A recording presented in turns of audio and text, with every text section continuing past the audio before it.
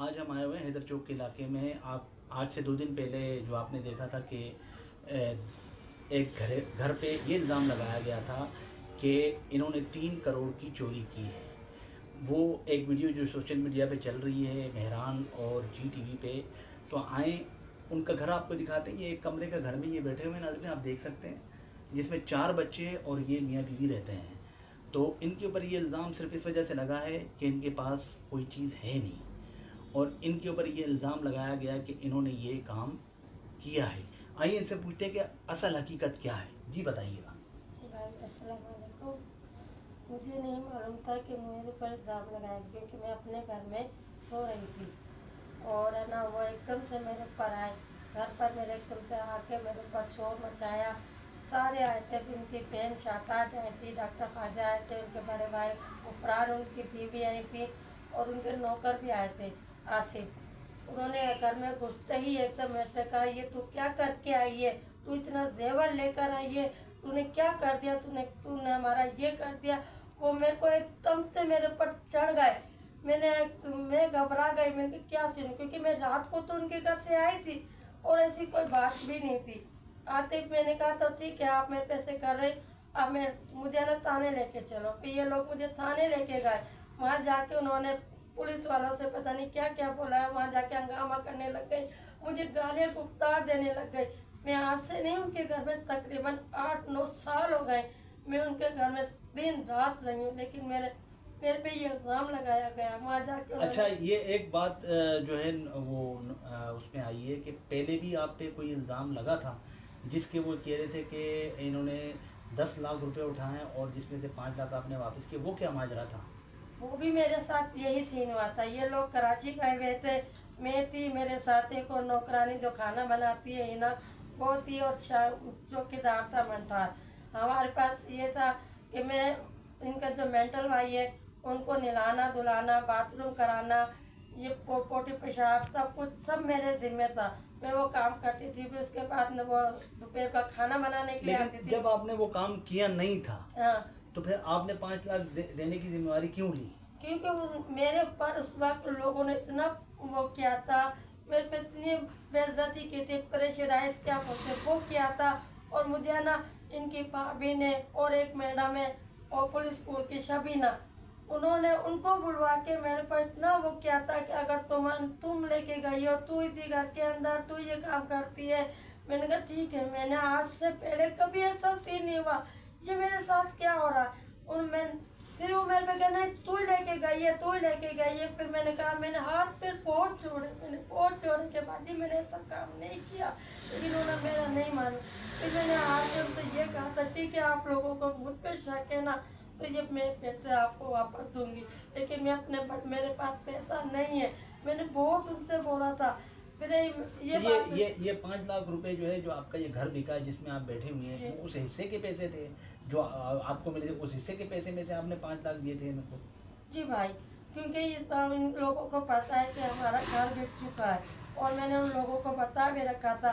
ये हमारे हिस्से के पैसे थे, ये हमने अपने भाई अपने घर वालों को बोला।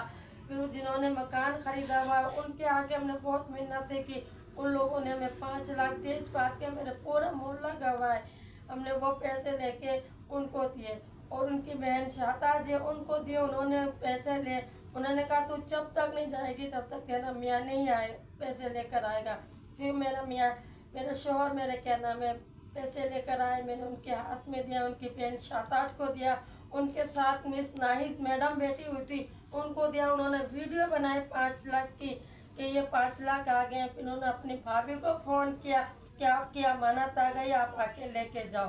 ये सब इनको पता है कि मेरे जो हिस्से के पैसे मिले थे, मेरे बच्चों के नसीब के पैसे थे, वो उनको दिए। मेरे जब 10 लाख का मुझ पर इल्ज़ाम लगाया गया था, तो इनकी दोस्त शबीना और इनकी भाभी, इन्होंने मेरे को बहुत प्रेशराइज किया था। और उन्होंने अपने शबीना मैडम ने मुझे अपने भाई को, इनका SI एक वो ने उसकी धमकी दी थी कि मैं अपने भाई को बुलाऊंगी, तुम्हें करूँगी, अगर बीवी तुमने पैसे नहीं दिए ना तो मैं तुम पर है ना 20-25 लाख का इल्ज़ाम भी लगाऊंगी और बोलूँगी हमारे घर से सोना लेके गई है, इतना जेवर चुरा के लेके गई है। मैंने उनको बहुत हाथ पैर जोड़ते बाजी मेरे पास मुझे सुबह वहाँ पूरी रात रखा गया। मैं अपने बच्चों से दूर, मेरे बच्चों को थाना में बुलाया, इन मासूम बच्चों को भी रखा गया है। थाना बुलाया, चार भूखे अच्छा प्यासे। ठीक है, अल्लाह आपको इसका अजर देगा। अच्छा ये बताएं भाई कि ये नईम साहब, इन लोगों ने जो आपके बच्चों को हद से बेजा में रखा और आपको रखा, ठीक है, तो कोई वारंट का कोई आपने इनसे पूछा?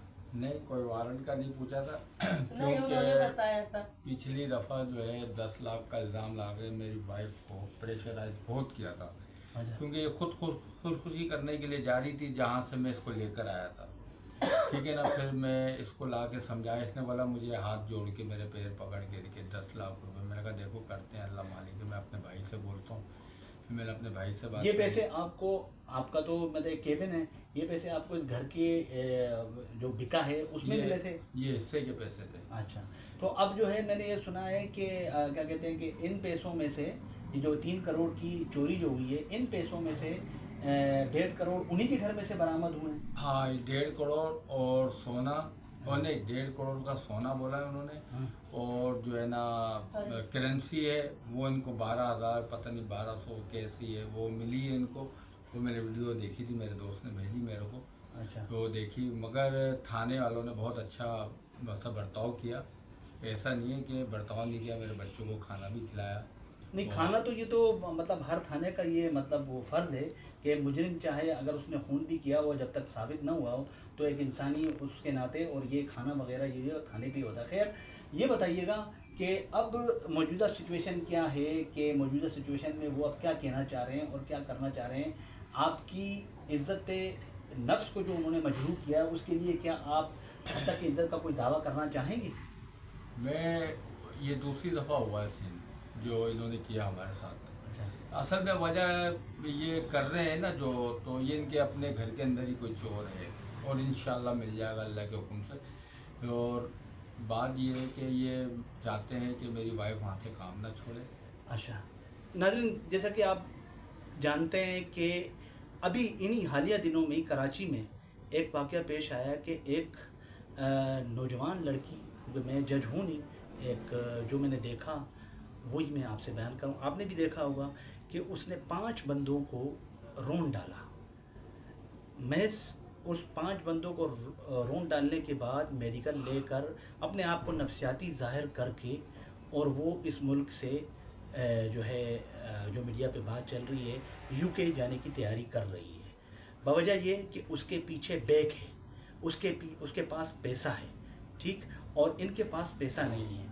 मैं आपको दिखाना चाहूँगा कि जिन बच्चों को लाकअप किया गया था उनमें से ये 2 बच्चे अब भी यहाँ पे मौजूद हैं। ये मैं अपने कैमरामैन को कहूँ कि वहाँ तक दिखाएं। ये देखें, ये नाज़रीन, ये वो 2 बच्चे हैं, ये वो 2 बच्चे हैं जिनको पूरी मतलब शाम तक रखा गया था लाकअप में, और इसके अलावा 2 बच्चे और हैं। ये घर की पोजीशन है, ये आप देख सकते हैं। ये एक छोटा सा कमरा है, ये आप देखें। ये इन लोगों के ऊपर ये इल्ज़ाम लगाया गया है कि इन्होंने चोरी की है। ये आप देखें नाज़रीन,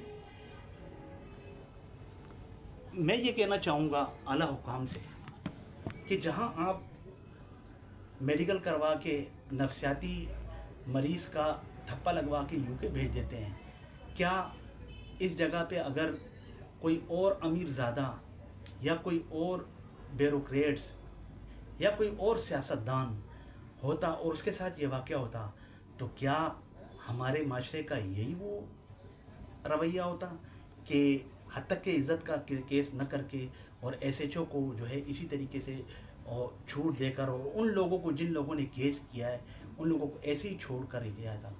इसके लिए मैं आपसे वो पूछना चाहूँगा कि आपकी क्या राय है। कमेंट में राय का इजहार ज़रूर कीजिएगा। ये है सजाद के साथ अब्दुल मालिक, इल्म न्यूज़।